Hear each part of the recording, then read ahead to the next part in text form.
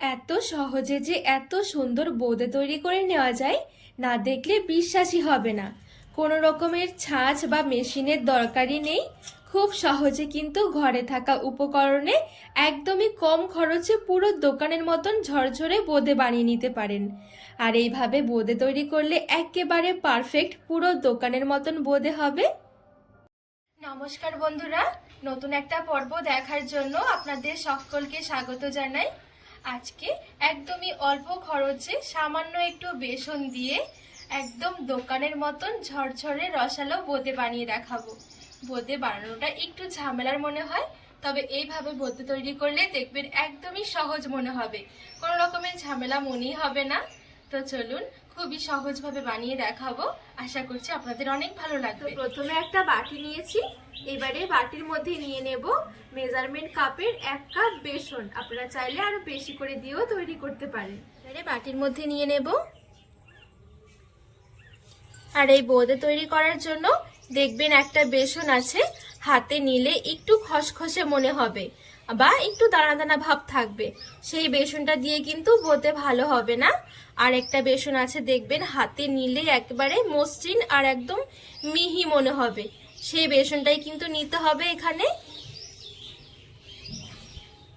আর একদম সামান্য নিয়েছি লবণ। এইবারে যে কাপ বা বাটি মেপে আমি বেসনটা নিয়েছিলাম, সেই বাটিরে আমি 1 বাটি নিয়ে নিচ্ছি জল। অবশ্যই জলের মাপটা ঠিক রাখতে হবে। এইবারে অল্প অল্প করে জল দিয়ে মেশাতে থাকবো।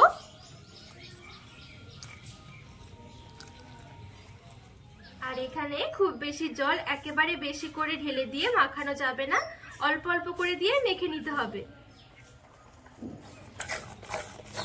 তো এই দেখুন কিছুটা জল দিয়ে আমি এরকম একটু প্রথমে মোটা করে মেখে নিয়েছি। এবারে আমি বাদবাকি জলটুকু ঢেলে দেব।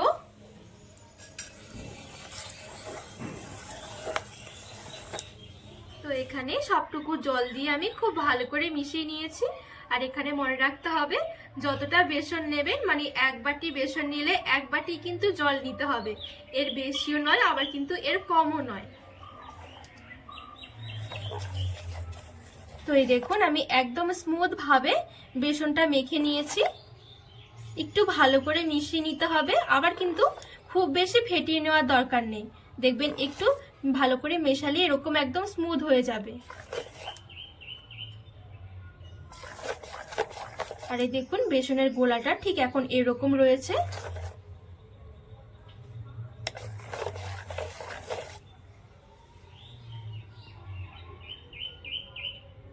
তো আজকে যেহেতু আমি দোকানের মতন করে বোঁদেটা তৈরি করব, তো সেই জন্য আমি এখানে কিছুটা মতন একটু আলাদা করে নেব। দেখবেন দোকানের বোঁদেগুলোতে একটা হলুদ কালার থাকে আর একটা থাকে একটু লাল, তো এরকম আমি দুটো কালার করে বানাবো। এখান থেকে আমি 1 হাতা মতন একটু আলাদা করে নিচ্ছি।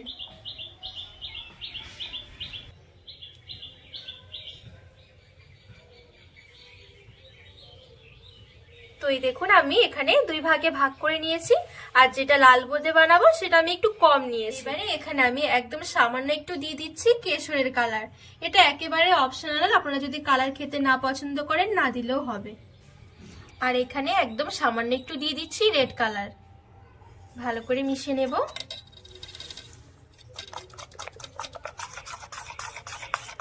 তো এই দেখুন এখানে আমি খুব সুন্দরভাবে রেড ফুড কালারটা দিয়ে মিশিয়ে নিয়েছি। এবারে কেশরের কালারটা দিয়ে মিশিয়ে নেব।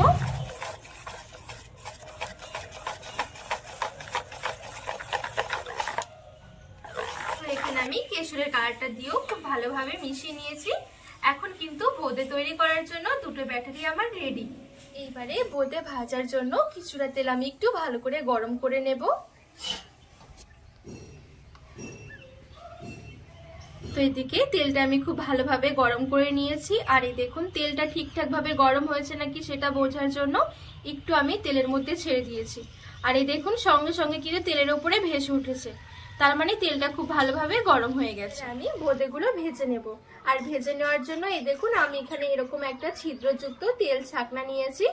এরকম যে কোনো ছিদ্রযুক্ত পাত্রের মধ্যেও কিন্তু আপনারা বোঁদেগুলো তৈরি করতে পারেন, যদি হাতের কাছে ছাঁচ না থাকে। তো আজকে আমি এরকম তেল ছাকনার মধ্যেই বোঁদেগুলো তৈরি করব। আর এই মাঝখানে কিছুটা দিয়ে দিচ্ছি আমি বেসনের গোলা।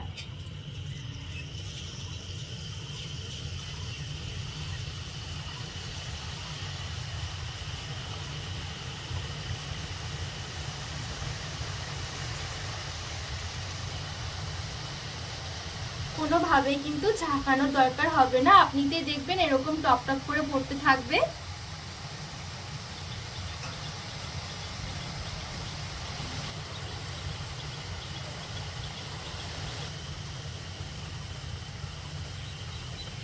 তো এই দেখুন এখানে আমি কিছুটা বোঁদে এরকম তেলের মধ্যে ছেড়ে দিয়েছি। আর এই দেখুন বোঁদেগুলো কতটা সুন্দর পারফেক্ট হয়েছে। এবারে নেড়ে ছেড়ে হালকা করে একটু ভেজে নেব। গ্যাসের আঁচটা কিন্তু এখন মিডিয়াম থেকে লো আঁচের মাঝামাঝি রাখতে হবে। আর কয়েক সেকেন্ডের মধ্যে দেখবেন বোঁদেগুলো ভাজা হয়ে যাবে। এবারে তেল ছড়িয়ে তুলে নেব।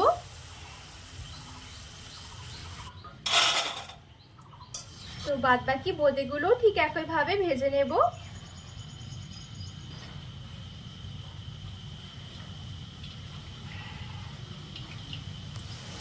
তো এই দেখুন এই বোঁদেগুলো খুব সুন্দরভাবে ভেজে নিয়েছি। আর কত সুন্দর পারফেক্ট হয়েছে দেখুন বোঁদেগুলো।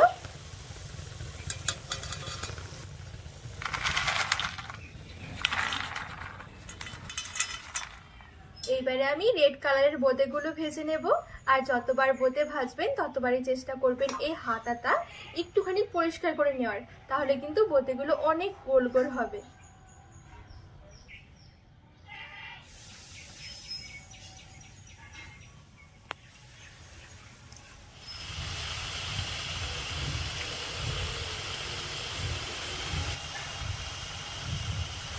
তো এই দেখুন এখানে আমি রেড কালারের বোঁদেগুলো খুব সুন্দরভাবে ভেজে নিয়েছি।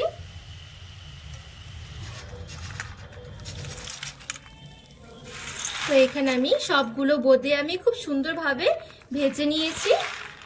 আর এই দেখুন কতটা সুন্দর লাগছে দেখতে। আর এই দেখুন কতগুলো বোঁদে রেডি হয়েছে। এবারে রেডি করে নেব একটা চিনির রস। তো যতটা আমি বেসন নিয়েছিলাম ঠিক ততটাই কিন্তু চিনি নিতে হবে, মানে 1 বাটি বেসনের জন্য 1 বাটি নিতে হবে চিনি। আর ঠিক ওই বাটি মেপে 1 বাটি দিয়ে দেব জল। খুব সুন্দর ফ্লেভারের জন্য আমি এখানে 4-5টা নিয়েছি এলাচ দিয়ে দিলাম ফাটিয়ে। এবারে নেড়ে ছেড়ে চিনিটা গলিয়ে নেব। আর এখানে চিনির রসটা কিন্তু খুব বেশি ঘন করা যাবে না, তাহলে কিন্তু আবার বোঁদের ভেতরে রস ঢুকতে চাইবে না। তো এখানে চিনি গলে চিনি রসটা ফুটতে শুরু করেছে। এবারে ভেজে রাখা বোঁদেগুলো চিনি রসের মধ্যে ছেড়ে দেব।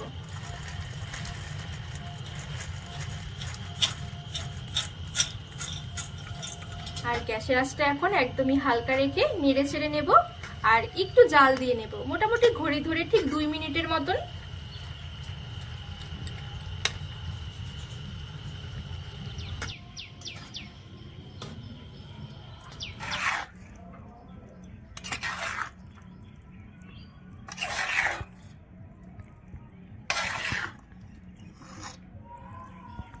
তো বোঁদেগুলো ঘড়ি ধরে পুরো আমি 3 মিনিটের মতন মিডিয়াম থেকে হালকা আঁচের মাঝামাঝি রেখে একটু জাল দিয়ে নিয়েছি। এবারে গ্যাসের আঁচটা বন্ধ করে ভালো করে ঠান্ডা করে নেব। আর যদিও এখন কিন্তু এই বোঁদেগুলো একদমই নরম হয়ে গেছে, এই দেখুন এখনই খাওয়া যায়, তবে কি একটু ঠান্ডা হলে খেতে বেশি ভালো লাগবে। এবারে ঢাকা দিয়ে রেখে দেব একটু ঠান্ডা হওয়ার জন্য। তো এখানে খুব ভালোভাবে আমি ঠান্ডা করে নিয়েছি। আর ঠান্ডা হয়ে গেলে বোঁদে কিন্তু বেশি ভালো লাগে খেতে। আর ঠান্ডা হয়ে গেলে দেখবেন চিনি রসটাও পুরো টেনে নেবে। আর এখন দেখুন বোঁদে কত সুন্দর ঝরঝরে হয়ে গেছে, আর সাইজে কিন্তু একটু বড়ও হয়ে গেছে। এখন কিন্তু রেডি হয়ে গেছে পুরো দোকানের মতন ঝরঝরে রসালো বোঁদে। খেতে ভীষণ ভালো লাগে। আর এইভাবে বানিয়ে দেখবেন প্রত্যেকটা বোঁদে একেবারে গোল গোল হবে আর একদম দোকানের মতন হবে। তো বন্ধুরা আজকে এই বোঁদের রেসিপি আপনাদের কেমন লেগেছে অবশ্যই কিন্তু কমেন্ট করে জানাবেন। আর একবার হলেও ঝটপট বানিয়ে দেখবেন, ভীষণ ভালো লাগে খেতে। আর বানানো তো একদমই সহজ। তো রেসিপি ভালো লাগলে চ্যানেলটিকে সাবস্ক্রাইব করে পাশে থাকার অনুরোধ রইল।